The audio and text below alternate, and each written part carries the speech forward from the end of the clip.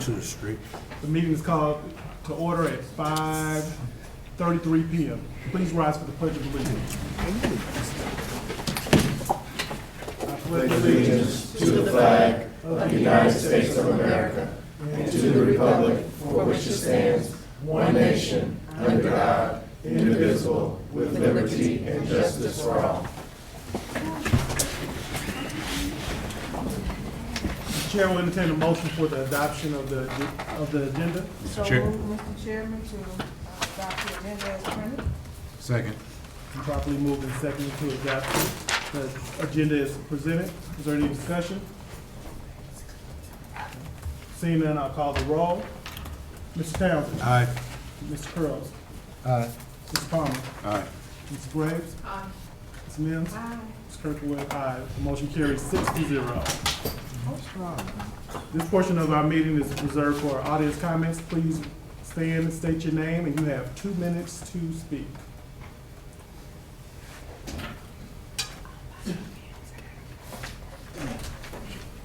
Good afternoon to everyone. My name is Philip Reagan. I am president of the Hickman Mills Council of PTAs. I come in and ask you to work together with each and every one of you, especially as with the superintendent. I'm hoping that we will accomplish a lot this year from each other. Whatever needs to be done, whatever new protocols that we need to do, we are here. Thank you. Thank you.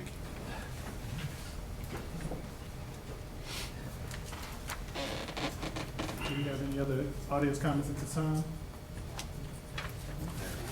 Seeing none, we'll go into the superintendent's report.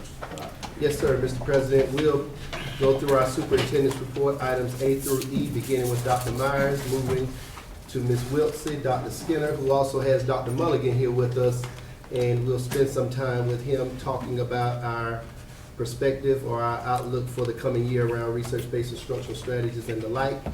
Dr. Cargile will look at our enrollment report and also our student services report. So we will come in that order. And Dr. Myers, everyone's talking about the Kansas City Chiefs, so I just wanted to tell you about it. Go Chiefs. All right, quickly on the buildings and grounds, big news there is the furniture for Symington and Burke is in and completed. The company was out at Burke after dismissal today doing some touch-ups on some of the furniture that's there. But the big news is we got it all installed in both locations, all after hours, and with no disruption to learning. Child nutrition, big thing there is our new director's been doing a real good job of evaluating equipment on the evaluating whether they need repaired or replaced. A lot of that's very needed with some of our equipment. We are getting a new dishwasher for Symington on October 22nd. Transportation, big news there is we are currently having our second meeting tomorrow on pre-K transportation. We're starting the planning phase to try to make our pre-K students first week of school a little smoother based on the number of students that we get right at the last minute. We're trying to plan for a better, smoother transportation delivery for them, as well as all our transportation, but we're focusing on pre-K. We're going to have another second meeting tomorrow.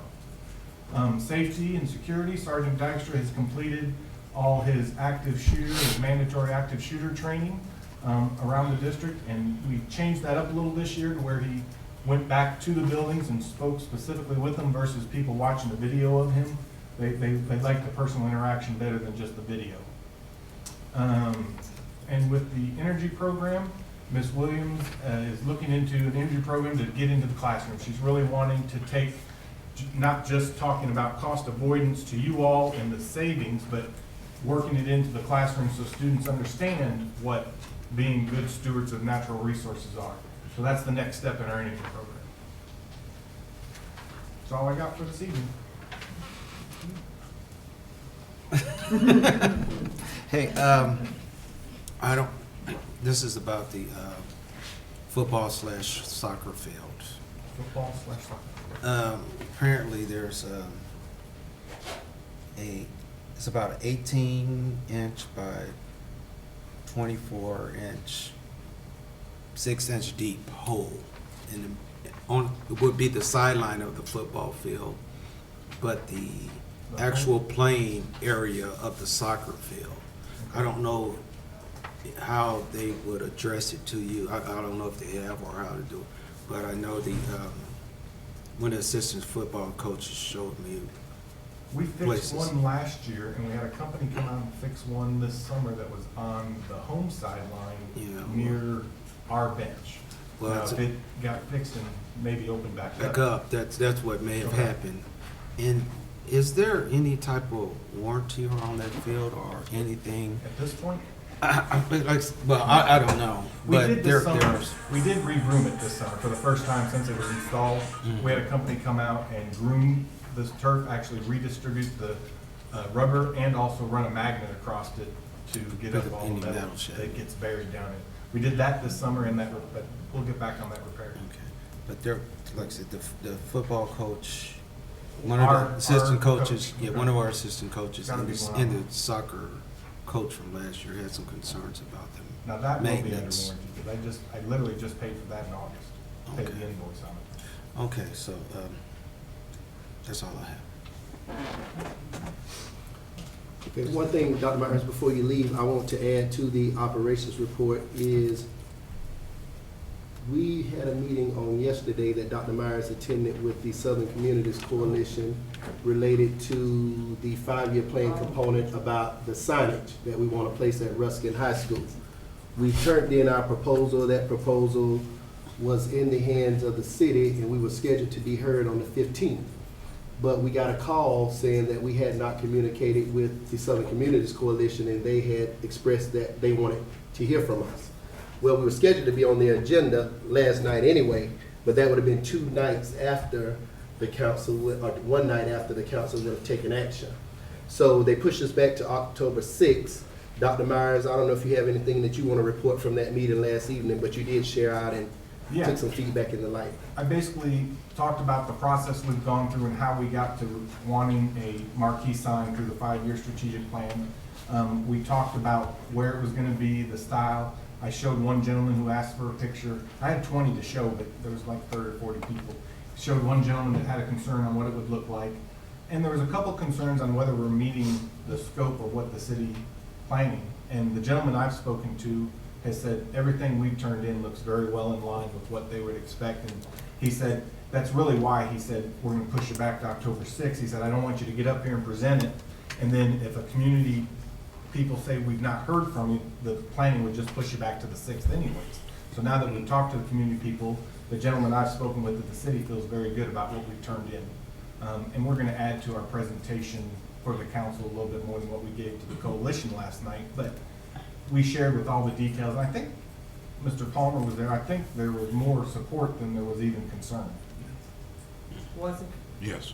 Thank You had a couple people, of course, and you probably already know who was already against it, but more support than against. And when I say against, handful. Was there a lot of people from the community there? Or It was about average. Average? So yeah, I thought there was 30 or 40 people. yeah. That's usually me. So we'll move forward in terms of being heard on the 6th, and we'll hopefully be moving toward getting a digital sign for our high school space. Okay, Oh, thanks for getting the roundup. I didn't Thanks speak for now. getting I that. didn't need to. Tennis court. I mean, it was. We've been trying to resolve that. Since the season started. Well, it was raining for, it's been raining a lot. I'll wait. Financial statements for August. Got a whole lot has changed since July. I did increase our local taxes based on the projection of the tax levy hearing that would be next Thursday at 7. If by chance it doesn't go through, I can make that change to revise it back. It was about $1,043,000 increase in the minimum debt service. We are right in line when we were this time last year. We've received in about 0.5% more in revenue. Expenses, we spent just a little bit more this year than we did last year. We're 2% more than we were at this time. And then if we go to the 4th page, there, says combined financial statement. And this is the breakdown of everything with the federal programs and the general fund. And if you see at the bottom right now, we're sitting in deficit of about $401,000. So. Oh, that ain't bad. One more I'm page. sorry. Or go back one more, I'm sorry. Go down one more. There you go. So you'll see down on the bottom corner, the 401. And I am, once the FERs are done for federal programs and that revenue is built in, we should be right at surplus hopefully for the budget for this year. That's what I'm looking at, so. Really? I'm trying to look at the numbers, getting as close as possible. Is it? It is in surplus this year. Then the last page, of course, is the three-year projection. State and local, we're projected at the end of this year 20.549%. Federal is 5.886. With all funds, we're looking at 18.508%. And then at the end of the 18-19 school year for all funds, we're down to 7.5. That's right around that 8% that we're wanting to do. And the basic formula is still using the SAT and 100% funded, and it did not affect us, as I mentioned last time, because we are high needs. Then the assessed valuation, I had stated that I had went ahead and did with the new debt service that increased the revenue. And then all current year expenditures and revenues for federal programs have been included in this budget. And then the 16, 17, 17, 18, 18, 19, I've used the same budget numbers with the step increase for teachers as well as step and additional steps for the classified employees to get them caught up to where they need to be. Any questions? I did, the tax levy here is 1987, and the budget will be at the next meeting after that. And we have a new purchasing analyst starting on Monday. Cassandra Cheek. So I know we were supposed to have the report on the minority spending, but that'll probably be in October now, since we have a new purchasing analyst with us. We'll be working on that to try to get something to you in October. Right. As I've communicated with the board, we have a new purchasing analyst coming on board, and we've also shifted the purchasing department into the business office. So that's been communicated, and we're excited to bring our new person on board. I had an opportunity to spend some time with her a week or so ago, but she had to give her current job a couple weeks of notice. And she's working for Jackson County currently. So we're excited to bring her on board. Also, remember, we'll start our board meeting off next week with the tax rate hearing. That'll be at 7 o'clock. And I've been in communication with you about that portion, and also it's in today's advocate, Mr. Thompson. Okay, Dr. Skinner. Good evening. Gonna just touch on a few highlights of the curriculum instruction report before Dr. Mulligan comes up and shares the presentation. Under school improvement and accountability, I wanted to point out the fact that we have been continuing to work with how to share out the 5-year strategic plan for the public. And there is a place on the district webpage now, if you go under the heading About Us, you can scroll down and you can actually pick a plan, put in keywords, and you can actually search different action steps based on if you're interested in technology or reading plan. So you can search into the plan a little bit now, right now, and we're continuing developing it. We're currently working on a small video that will be uploaded for each strategy, and so I'll bring you some updates, but again, I wanted to bring them to you as we do them, so at least you're aware of that. Professional development, Dan Mulligan leadership team, which consists of 65 staff members from across the district. We met today for the first day. Dr. Mulligan's in the audience, and he's going to come up in just a minute and share a plan. We're meeting actually 3 times with this same group. It's going to go back to the their schools and basically share out and redelivery so that we can actually start looking for some of these instructional strategies that we're learning about with Dr. Mulligan, looking for them in their schools. Curriculum and instruction. I know several of you were actually at the STEAM Formation Leadership Retreat that was at Crittenton. It was very good. We had a good representation from the community, and basically that was us sharing our vision, trying to show our culture of STEAM what it's going to be in the community and seeing input and how we can help them and how they can help us with that vision. Next week, which was, I believe, last week, we had our STEAM launch event, which was with Compass and Simonton teachers. And basically, that is just, again, the teachers, you remember, they have so many sessions that they actually get to have Discovery Ed come in, and basically, we're trying to build that STEAM culture. So that it's not like, okay, we're having STEAM time now, we want it to become second nature to the teachers, so it'll be second nature with our students. And one thing I definitely wanted to point out when we start talking about our iPads with our technology, you know, we had a rollout at Simonton, the Apple, it was very big in August.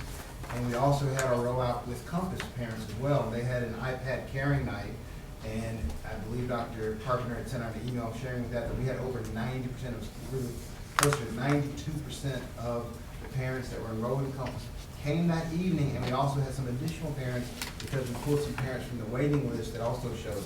So it was very successful. Kids are taking their iPads home right now, they're using them. It's really, really exciting. And I also just wanted to touch base on the LINK report, just to let you know, as of the end of August, we have over 1,500 students right now utilizing LINK services. And I have a meeting set up with LINK next week, and we're talking about how LINK can help support our 5-year strategic plan. So again, a lot of exciting things happening with CNI. Any questions?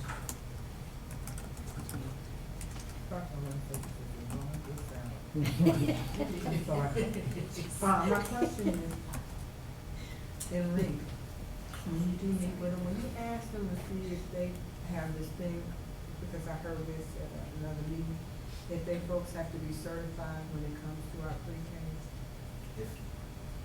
I can't find it in their, I cannot find it in their criteria. But I just happen to hear that, I just wanna know, You want me to ask them what? do the people we have on, I know they're going through a work program, and I know they have to have so many hours in for it, but to work with our pre-Ks, do they have to have certification? I'll just 1 second. Okay. I don't think so, I can't find it anywhere, but I just heard that somewhere else, and I know how viable they are to our pre-Ks. I'll look it up. Anything else? It's my privilege to introduce Dr. Mulligan. I know you've seen him. This is our 3rd year working with Dr. Mulligan, and he has a very brief presentation that he is going to share with you as well as allow for question and answer. Okay, good evening, everybody. Good evening. Pleasure to meet you. My name is Dan Mulligan. I've been working with the district now for 3 years. It's the beginning of our 3rd year, and we just want to provide you an overview of what we're doing. As a matter of fact, I'll give you this PowerPoint, but if you go to flexiblecreativity.com, which is my website, you'll see a banner that says Hickman Mills on it. And that's what I do every time I come here, because I provide them with resources that the redelivery team goes back to the school and shares with teachers, so the teachers can do the things with their students as soon as they're exposed to them. So that power, everything all the activities I create are found on that PowerPoint.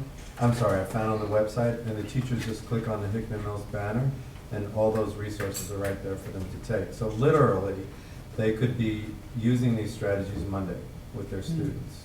So if you want to check it out, it's at flexiblecreativity.com, okay? So let's get started with today's show. This will be brief. So it's an overview. But really what we've been working on is providing students with college and career-ready skills. And we focused on what can teachers do for students to build their understanding of essential content, which is the knowledge up there. Essential skills, in other words, do they have to compare, contrast? Do they have to create something with it? So that's the skills. And then a big piece is the essential vocabulary. The keys to understanding are words, is understanding vocabulary. Like how many jobs can you go for now where you don't have to fill out an application or write a paragraph? So looking for vocabulary. And again, we're back to college and career-ready skills. So that's where we've been focusing in those 3 areas. And when we put them all together, we get the target. Okay, these are yours, because I always, when I work with the school division, look at what is the direction from the school board and the leadership team. So I always look at this, and if you watch what I do here, Those are the things we've addressed so far, from what you've set as the vision for the division, for the children in the division. So every one of those, you know, I don't want to take up all your time, but I could go through every one of those yellow areas there and discuss, okay, what have we done to enhance the ability of the teachers to build the kids' capacity to that? So, because it's gotta fit, so it's gotta fit what you've set for the division. Okay, this one. So our year one objectives was to increase staff development of research-based instructional strategies. So these are not my ideas. These are just what does brain research say are the best ways to empower students. And what you see in this chart are, what are the top 9 things teachers can do with kids to enhance their understanding, and they're in their order of importance. And I'm not going to spend a lot of time on this, but just so you know, see that top one, similarities and differences? That's the most powerful thing you can do. The best thing I could do as a teacher, if I want a child to understand this, is show kids how something I want them to understand that they have no idea about relates to something they already know that's stored in their brain. Like, just do this with me, I promise it's the only thing I'll do, like this, but watch. Because I want you to understand what we do. Watch, according to this research, I don't have to teach something. All I have to do is use a research-based strategy, and because it's brain-based, your brain will teach itself the information. Watch how this works. A dime is to $1, as a decimeter is to a meter. A dime is to $1, as a decimeter is to a meter. Now, we really don't use the metric system in our country too much. We try to act like we do, but we don't. So if I had not done that analogy and I just said cold to you, what do you think a decimeter is? Most of us, including me, would have said, I don't know what a decimeter is. But just because, according to this research, but just because I stuck it in that analogy and compared it to something that your brain understands, the relationship between a dime and $1, and only said it twice, according to them, a majority of you right now not only understand what a decimeter is, but you could even explain it to someone else. It's a lot to ask, but to see if this stuff works. Turn to someone and tell them, what do you think a decimeter is? Just turn to one of your best friends. I'm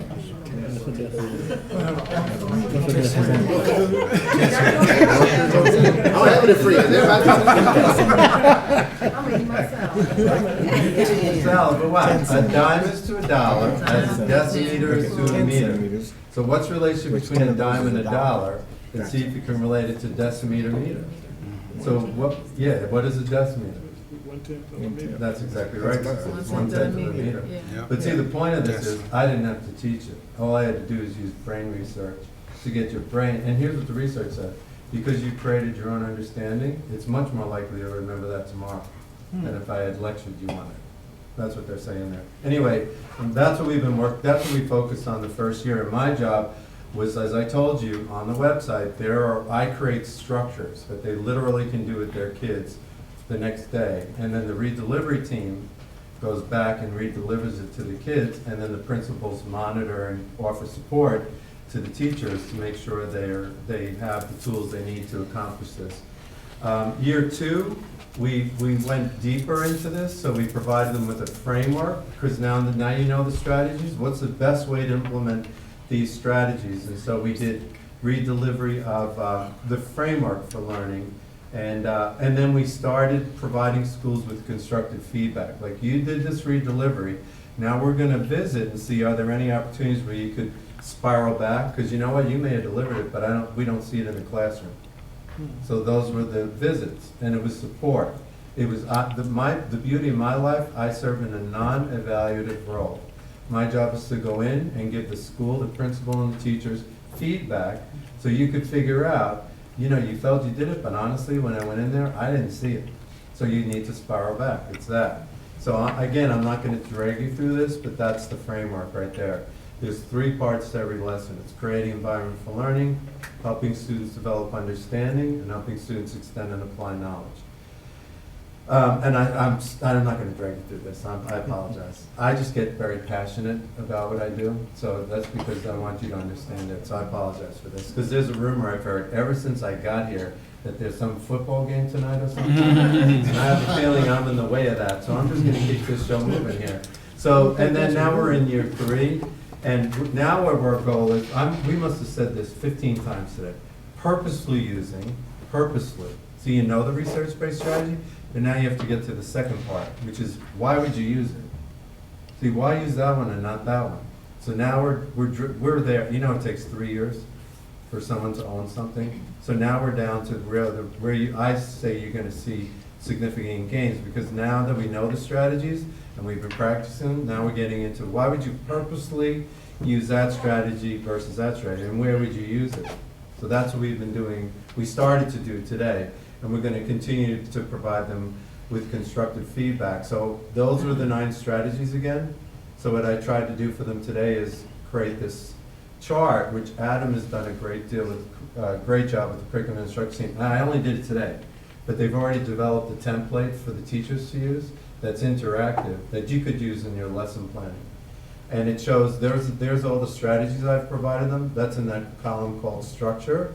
In the first column, I'm showing them what's the research-based strategies grounded in. The second column is, they understand the code, but the code is, well, where would you use it in your lesson? And the last column is me talking to them as a friend. You know, like, well, why would you use this? Why would you, and I'm trying to explain what it is to them there. So those are all the things I've provided them over the past 2 years. I really should say 2 years, not 3. I'm a fan of Dr. Carpenter. We go back longer than here, and we both share this one. This is really where I have led my life. And it's this quote. It's from a gentleman named Ron Edmonds. He said, whenever and wherever we can, whenever and wherever we choose, successfully teach all children whose schooling is of interest to us. We already know more than we need to do that. See, that's what we've been doing with the re-delivery teams and teachers in the schools. We already know more than we need to do that. Whether or not we do it must finally depend on how we feel about the fact that we haven't so far. So that's the commitment that I have to the district and to you, and to the children and the parents in the district. So anyway, I want to thank you for your time. Okay? Does anyone have a question? No, I have a comment. I finally got to see who you are, Dr. I Mullen. know. I thought you were 10 feet tall. I said that to Dr. Carpenter. You're not that tall. But everywhere I go and I hear your name, it's like somebody's 10 feet tall. So I just want you to know that so many people that are jealous of Dr. Carpenter, or he might not want me to tell that, because of the structure of how he's doing for curriculum and the basis that they're using for our teachers to enjoy teaching our kids and to love doing their job. That's wonderful. That's the goal. And because it's been a lot of stress on them, especially for so many other things, but to see them enjoy and have a different way and a tactic of doing it, that they're enjoying what they're being taught. And Wonderful. sometimes a lot of us don't like to learn new things. Yeah. So I just appreciate it, but I'll Thank go you, back ma'am. to I my appreciate salad. that. Sir? I was looking at your template and I was reading through it. Is there anything in the future where you can make, just brainstorming, that you can make something for like our parents Yes. that says, hey, when you're helping your kid with homework, try this strategy? Actually, I have that. Oh, If you'd okay. like it to be provided to the district. Can I ask you a favor? Yeah. Can I give it to them in December? You can give it to Because whenever if you want. I find if you give people something, but you don't explain it, then it gets misinterpreted out there. No, that's fine. I was just wondering. I would be if- happy to do that. I was No, just I agree thinking, with you. That would be a great idea. because I help my daughter with her homework all the time, and Yeah, and how about for the board members? Okay, yeah, I'd be happy to do that. okay, thank you. Okay. And I'd be happy, I don't mean to throw myself on you, but if you wanted me to come to your December board meeting, if I'm here and explain it to you, I would be Yeah. honored to do I that. want you That'd to come be- to my house. See, because that's what I was going to say. I was going to have my wife come to the board meeting. You just started something now. Oh, yeah, you're welcome. You're welcome to come to the presentation, but we'll build that into Okay. the next time I'm doing training with them, okay? Yeah, I think that would help a lot of parents with their homework. Absolutely. Well, it's been an honor speaking to you. Thank you all very All much. right, thank you. Okay, take care. Dr. Mulligan is being very, very modest. We had a phenomenal session today with our team, and I think this partnership, when we turn the corner, it'll be one of the primary reasons. And he told the group today in no uncertain terms that this is year 3, and it's time for us to be very, very purposeful and not continue to have these pockets of individuals who are showing us success. One thing I got into today with the teachers is the fact that if our kids are evenly distributed across grade levels in a given school, then I continue to be perplexed when I look at performance on summative assessments when there's one teacher on a grade level who, let's just use some round numbers, who could constantly have 70% of her students scoring proficient in advanced, and other teachers, there are only about 3 on every grade level in the district on average, others have about 35%, and the kids are evenly distributed.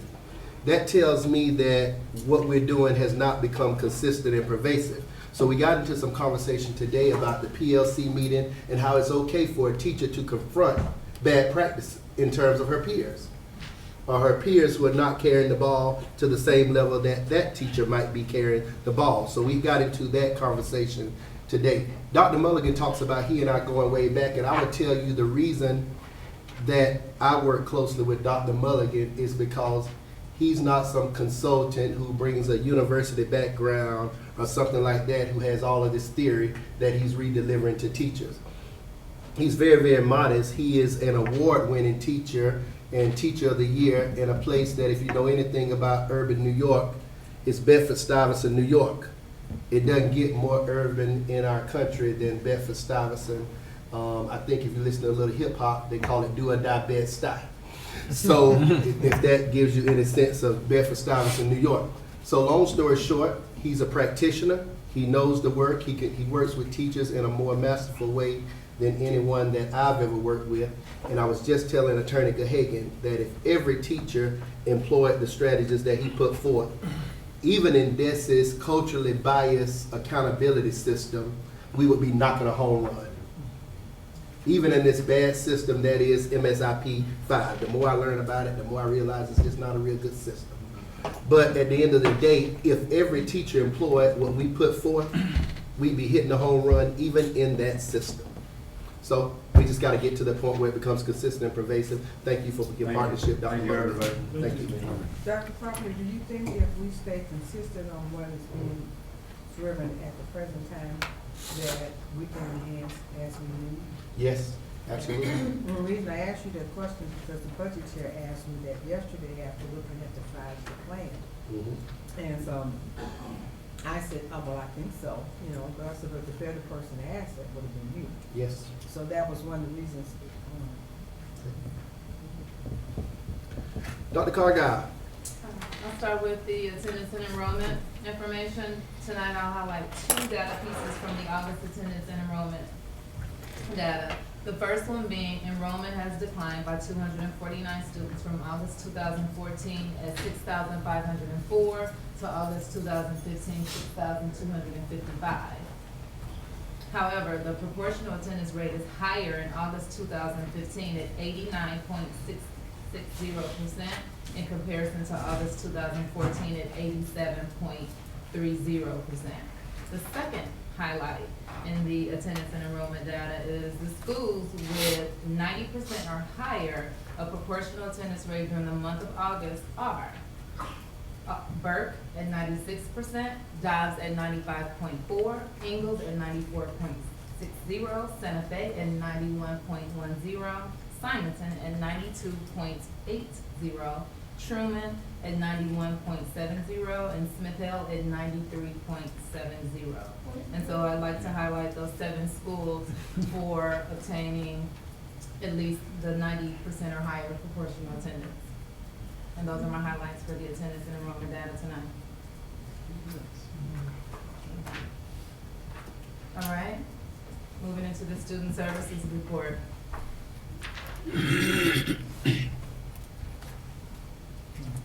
In the student services report, I'd like to bring your attention to Section A, and that is the aligning student services with the 5-year strategic plan. And so what we've done for this report for the month, I've included in this month's board report how the Student Services Department is working to carry out specific action steps and strategies 2 and 3. You'll see in the report that I've included the strategy as well as the plan, the specific plan number, and the action step, as well as the activity that's been carried out by student services staff. So for example, strategy 2, we will foster an environment of highly effective faculty and staff. And that plan is 2.10-2, differentiated job embedded professional learning. And so throughout the entire year, we're definitely gonna work on providing professional development for student services staff. And so we'll continue to do this in the student services report to make sure that we are keeping our eyes on the strategic plan and what the student services department needs to do to carry out those strategies and the action steps.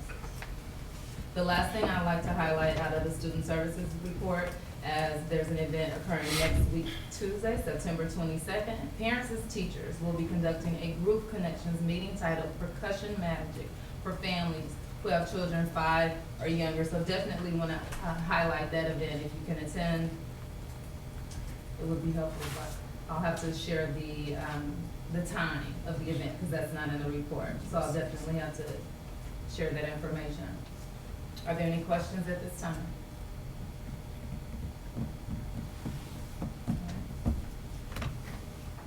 Cargill, you may remain there as the board president turns us over to new business. We should have a question on the attendance report. Okay. Two quick questions. Mhm. On Ingalls, is that part, is Compass rolled into the Ingalls attendance number? Well, Compass is. Burke, is- sorry. Yes. Sorry. Yes. Okay. It's included. Got it. Just wanted to know. Also, ombudsman, is that included in Ruskin's number, or is that, I noticed that it's not necessarily a separate number itself. Does their attendance count towards Ruskin's number? I'll have to defer to that. It does count toward Ruskin's number, however, it is not embedded right now in this report. It is separate. Okay. But I will tell you, with Ombudsman being that it's a virtual school, we actually get to garner 94% of the attendance for the students at Ombudsman, provided they complete their assignments. Okay. Thank you. Moving on to new business. New business. Dr. Cargill, you're on for 6.1 and 6.2. All right, 6.1, the superintendent recommends the approval for the renewal of the contractual agreement for educational services through O&M for the 2015-16 school year.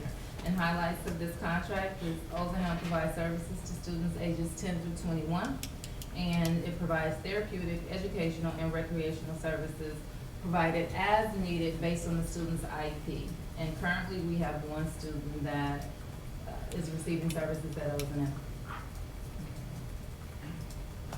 Is that student doing well?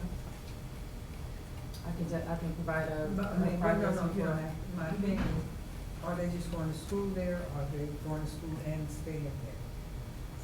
They're just attending for educational services, Okay. yes.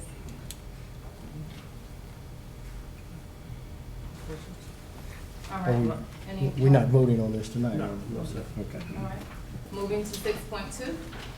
The superintendent recommends approval of the contractual agreement for educational services through Belton Southland Cooperative, also known as Bosco, in the Belton School District for the 2015-16 school year. And this is a new contract, as we have one student that is attending or being provided services there, and this student is new to our district. And so this was his placement prior to coming to the Hickman Mill School District. And the rates are $106 per day. I have a question, you got it all right here, so. Mr. Got it. Scruggs. Just, you said this is a new program, and how did, It's a new contract. a new contract, how Mhm. did we end up with Belton as opposed to someplace else? Well, this was a student that's new to the district, and so to help with consistency for the student based on the student's needs, we adopted the IEP and the placement for that student. And so we, as a district, will evaluate services to see what the, if additional or different placement is needed, but definitely wanting to maintain consistency based on the high needs for the student. Thank you. This is a high-need student who came to us, Mr. Curls, and he was attending this school as a part of his IEP prior to coming to us. So we're just continuing that same service, so that although the family has moved, his educational service won't change. Gotcha. Okay. And it's a contract school. For the consistency of the, Yes. Mhm.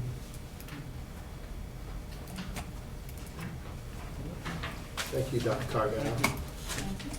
Dr. Skinner, 6.3, and I'll just mention 6.4, those are our bills to be approved, so you can peruse those at your leisure and let us know between now and next Thursday if your questions are concerns. 6.3, Dr. Skinner. For agenda item 6.3, superintendent recommends the renewal of purchase of Microsoft Desktop Education license for software assurance. It's from Worldwide Technology. It's a cost of $36,934.20.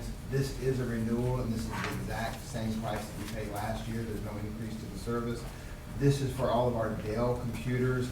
It's for the operating system and Microsoft Office Suite, so it can be installed on any of the district-owned computers that require Windows 7 or above.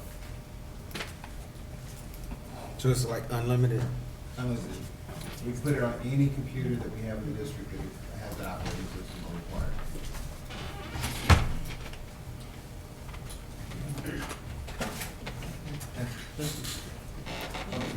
Sorry. Is this just a license to use it, or is it the program itself? It's a license so that, let's say for instance, you're familiar with the Microsoft Office Suite, Excel, Word, and so forth. We can take those programs and put them on any computers in our district. Okay. I'm just wondering, is it a one-year license or something? I'm Yes, just wondering why it is that if we got it last year, we need to renew it or purchase it. It's a one-year license. Okay. I mean, to be honest, it's a very good deal at that price. And did we use it on 710 computers last year, or? It is on every Dell computer in the district. We have a portion. We may not use, like, for instance, Outlook or, Access, but we use Excel, we use PowerPoint, we use Word. We use a lot of them, a lot of those programs on our Dell computer. Thank you. Thank you. Mr. Superintendent mentioned, 6.4 is the bills to be approved, so please review that. Moving to 7.0, this is any additional audience comments we may have at this time. Please stand, and you have 2 minutes to speak. I have one more thing, y'all probably addressed it the last time. I had a lot of parents concerned about the last home football game that we had, Ruskin versus Grandview, and a lot of students were turned down from coming into the game that had their IDs. I don't know if this was told to some of the kids that if they don't have a parent, they can't come in the game or not, but that was some of the things that were brought to the attention of the PTA. So I just was wondering if it's something that's been addressed by you guys, or something that was something new, so that therefore that the kids, when they're getting dropped off and they do have their badges, that their parents will know what's going on.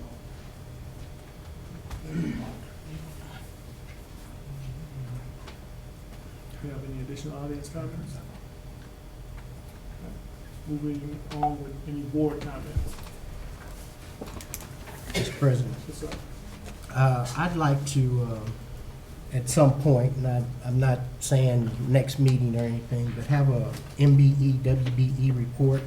Know that we have have started a new program, a new system, I think, within the last year or two.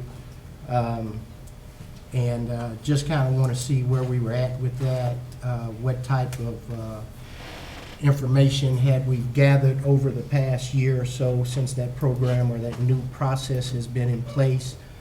Also, any information in regards to what type of, I guess, bids have been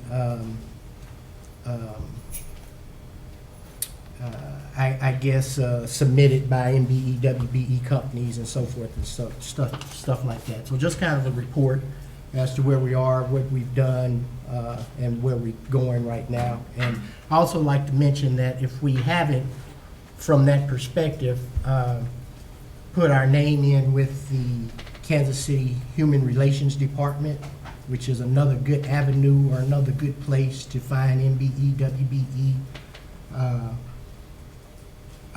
vendors and suppliers, is another good avenue or another good place for us to be listed at. So just kind of wanted to bring that out and have a discussion about that again at some point. Not, like I said, not next month, but whenever the agenda holds it. Hopefully soon. Yes, actually, Mr. Carroll, that was scheduled for this month, Right. but we know our purchasing analyst left for another job, and we're hiring a new one, and I think she starts on Monday. Yeah, and I heard that. So I think in October, we're gonna try to have her ready, so we only have to be a month behind on that Okay, report. and I understand that, so I didn't want to Yes. put no pressure No, no. on the new individual, but Mhm. Yeah, the Still good news wanted to is, be- I think our person left us with good shape in terms of the numbers and showed us exactly where we are. And she presented some of that to me before leaving, and I think we exceeded the goals, and I don't want to take the thunder out of the report, but we exceeded the goals that we set for the first year of that program, so that's a good thing. and that's what I want to see, what the Yes, goals we'll get it. and how we achieved it and so forth. Yeah, thank you. Any other board comments? I'll just mention something just real quick. I was excited to see Dr. Mulligan here. You still got the same energy when I met him a couple years ago at convocation. I knew he was from New York, but, you know, I hadn't heard the term do or die bedside until Ms. LaDonna mentioned it. You know, hip-hop listening. But as a parent, I just kind of want to go back to something Mr. Townsend mentioned, is that, as a parent, and I've shared this with the superintendent as well, that sometimes as a parent, you know, we try to do the best that we can for our children. We try to partner with teachers and you know, do the best we can to, you know, help our children, you know, get educated and do the best they can in the classroom. But sometimes I feel like, as a parent, that I feel like there's a disconnect, like, you know, where the teachers are getting, you know, all this professional development, and then as a parent, you know, kind of sometimes I'm told, you know, just read with your child, or just do this simple math, or things of that nature. And I know it's all important, but then, you know, when they're being tested, they're having these benchmarks and assessments and things of that nature, and that's something as a parent I don't have access to.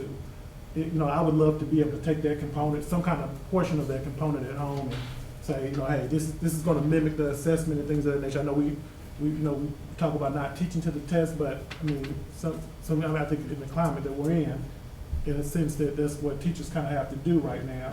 And so I'm excited about, you know, Dr. Mulligan bringing something to the parents of the district, so we can find out, you know, what teachers, you know, the best way they're teaching our children, and so that we can mimic that at home, and, you know, work in a partnership, you know, so we can do the best that we can as parents, and ultimately the best that we can as a district.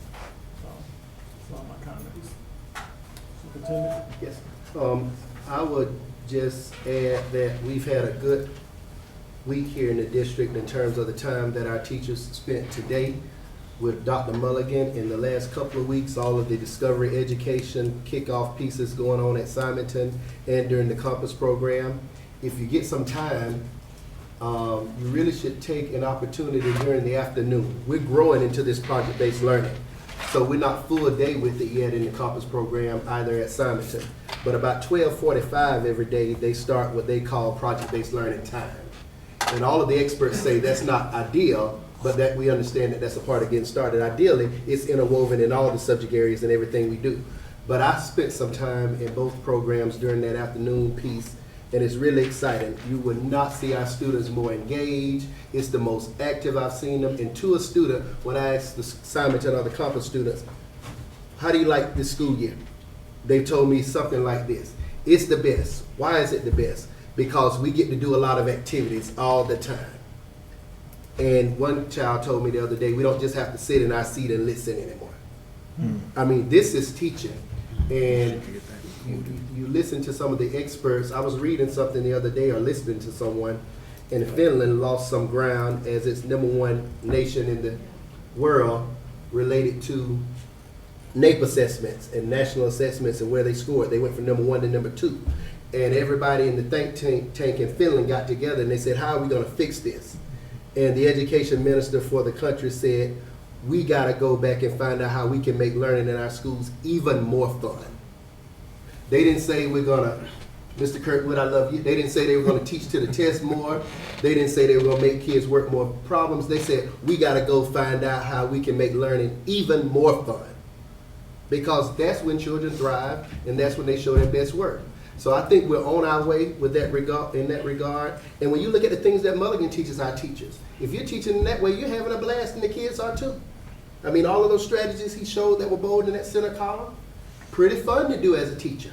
That's why I can sit in the training from 8 in the morning until 12:30, and it seemed like I just took my seat this morning. Because if you're in this business for helping kids and teaching them in a more engaging and a more exciting way, that's the kind of training you want to be in. And we could just duplicate it in every classroom. I posed a question to the group today. It was more of a statement, and it concluded with a question, and I end the school board meeting with this same piece.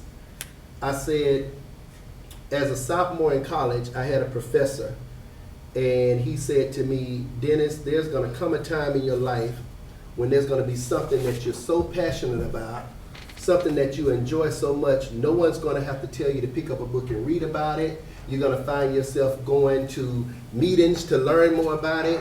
You're going to find yourself joining organizations because you want to be the best at it. And he said, that's what school is for, to help you find that thing. And for me, that thing is education and educational leadership. So when you go into the classroom, I ask the teachers, how many of us are operating in our passion? Because if you're not operating in that passion, something that you care about so much, that you're willing to dig in deeper, that you're willing to aggravate people to death, you want to be able to say, I see him coming. And he's getting ready to talk about that research-based instructional strategy stuff. And if that's not happening with you in your classroom, then you really need to answer the question, am I living and operating in my passion? So that, I just thought about that today as we listened to Dr. Mulligan, because he's clearly operating in his passion.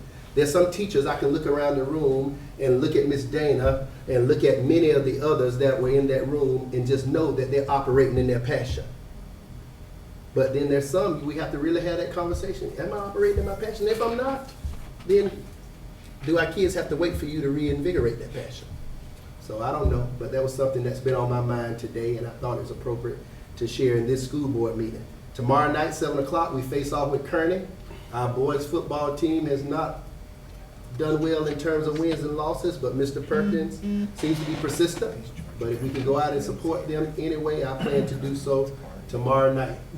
Go Chiefs. Falcons are 1-0 also, I thought I might add. Yeah, but they in that weak division. You might need to suit up for our boys football team yourself. Moving on to informational items. September 24th is our regular school board meeting. We'll be here at administration at 7 o'clock p.m. The president will entertain a motion for adjournment. So moved. Meeting is adjourned at 6:25 p.m.